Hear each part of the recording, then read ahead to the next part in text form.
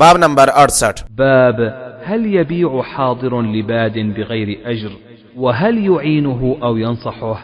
کیا شہر کا آدمی بادیہ والے کے لیے اجرت کے بغیر بیع کر سکتا ہے اور کیا وہ اس کی مدد یا خیر خواہی کر سکتا ہے؟ وقال النبي صلى الله عليه وسلم إذا استنصح أحدكم أخاه فلينصح له.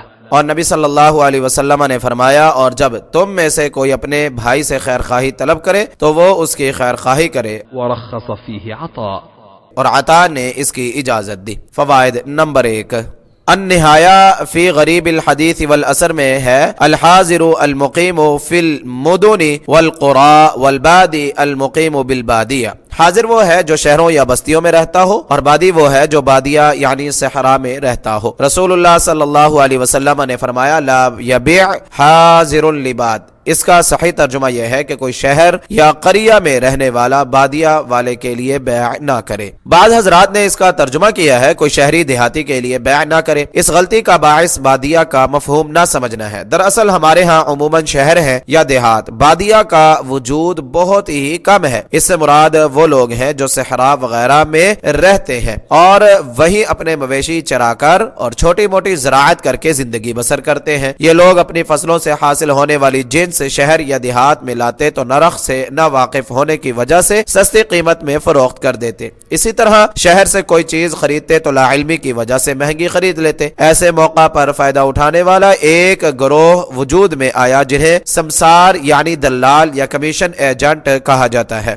یہ بادیہ سے آنے والوں سے کہتے ہیں کہ ہم تمہاری اجناس زیادہ قیمت پر فروخت کریں گے، اسی طرح تمہیں شہر سے چیزیں سستی خرید کر دیں گے اور اس کی اجرت یعنی کمیشن لیں گے. اس کا نتیجہ یہ ہوتا کہ باہر سے آنے والی اجناس کی قیمتیں کم نہ ہوتی کیونکہ دلال اپنے کمیشن کے لالچ میں انہیں زیادہ سے زیادہ قیمت میں فروخت کرنے کی کوشش کرتے. اس لیے رسول اللہ صلی اللہ علیہ وسلم نے شہری یا دیہاتی کو بادیہ سے آنے والے لوگوں کا مال فروخت کرنے یا ان کے لیے خریدنے سے منع کر دیا. صحیح مسلم حدیث نمبر 1522 میں ہے کہ آپ نے فرمایا لا یبع حاضر لباد دعوا الناس یرزق اللہ بعضهم من بعض. کوئی شہر والا بادیہ والے کے لیے خرید و فروخت نہ کرے، لوگوں کو چھوڑ دو کہ اللہ انہیں ایک دوسرے کے ذریعے سے رزق عطا فرمائے. اس باب سے امام بخاری رحمہ اللہ کا مقصد یہ ہے کہ یہ ممانعت صرف اس صورت میں ہے کہ جب شہر والا آدمی بادیہ والے کا مال اجرت پر فروخت کرے. اگر وہ کسی بادیہ والے کا مال بیچنے پر کوئی اجرت نہیں لیتا بلکہ صرف اس کی خیر خواہی کے لیے اسے رائج نرخ سے آگاہ کر دیتا ہے یا اس کی جگہ خود فروخت کر دیتا یا خرید دیتا ہے تو اس میں کوئی حرج نہیں، کیونکہ رسول اللہ صلی اللہ علیہ وسلم نے فرمایا دین خیر خواہی کا نام ہے، اور فرمایا جب تم میں سے کوئی اپنے بھائی سے خیر خواہی طلب کرے تو وہ اس کی خیر خواہی کرے. مسند احمد حدیث نمبر 15455 میں یہ پوری حدیث اس طرح ہے دعوا الناس یصیب بعضهم من بعض فاذا استنصح احدكم اخاه فلينصحه. اس کی سند اگرچہ کمزور ہے مگر دوسری احادیث سے اس معنی کی تائید کی وجہ سے بخاری رحمہ اللہ نے اسے ذکر کر دیا. نمبر 2، آج کل بستیوں والے جو اپنے مال شہر میں لا کر فروخت کرتے اور وہاں سے خریدتے ہیں وہ بادیہ والوں کے تحت نہیں آتے. شہر والے یا بستی والے اگر کسی شہر یا بستی والے کے لیے کوئی چیز بیچے یا خریدے اور اپنی محنت کی اجرت لے لے تو اس میں کوئی حرج نہیں بشرط یہ کہ اس میں کسی جھوٹ یا فریب کا ارتکاب نہ کرے. حدیث نمبر 2157 حدثنا علي بن عبد الله حدثنا سفيان عن إسماعيل عن قيس سمعت جرير رضي الله عنه بايعت رسول الله صلى الله عليه وسلم على شهادة أن لا إله إلا الله وأن محمد رسول الله وإقام الصلاة وإيتاء الزكاة والسمع والطاعة والنصح لكل مسلم.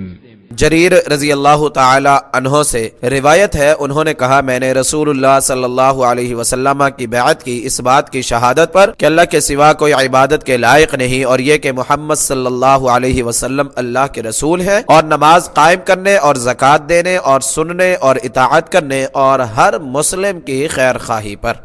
فائدہ، اس کی تشریح حدیث نمبر 57 میں گزر چکی ہے. حدیث نمبر 2158 حدثنا الصلت بن محمد حدثنا عبد الواحد حدثنا معمر عن عبد الله بن طاووس عن أبيه عن ابن عباس رضي الله عنهما قال قال رسول الله صلى الله عليه وسلم لا تلقوا الركبان ولا يبيع حاضر لباد.